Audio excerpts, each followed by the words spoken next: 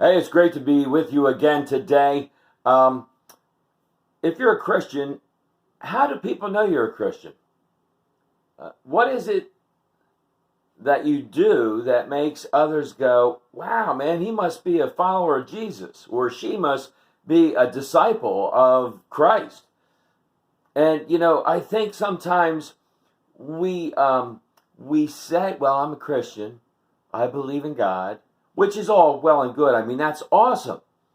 But sometimes our words, they're like a bad dart, right? You throw it, it falls down to the ground because it doesn't stick.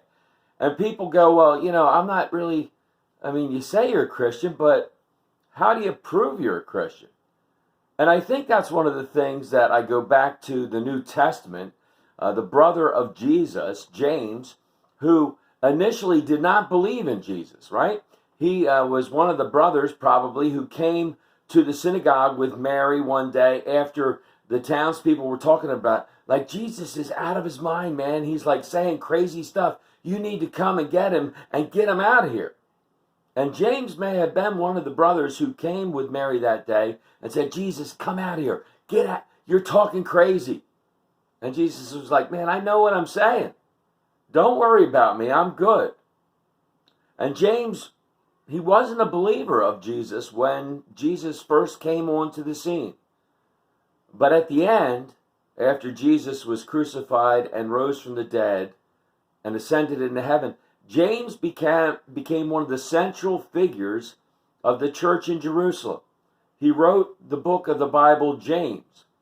And in it he says, hey man, what good is faith if you don't do any deeds to follow up on? And I come back to that, how do other people know that we're Christians?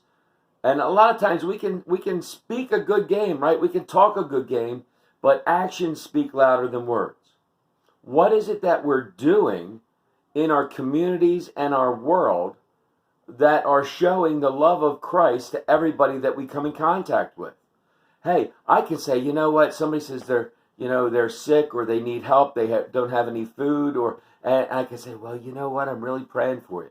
Pray, and if I pray for them, that's awesome. But what if I took them a meal?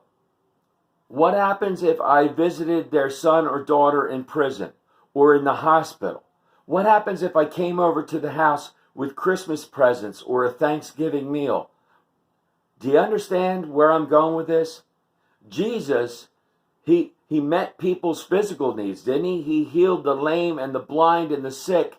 He fed the 5,000, right? He walked on water and calmed the storm so that the disciples weren't freaking out and afraid for their very lives.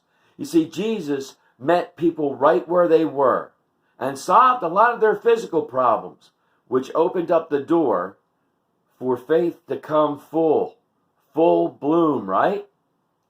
Jesus did that. Can we do the same thing? May God continue to pour out his grace, mercy, and blessings on each and every one of us. Until we get to meet again, amen, amen.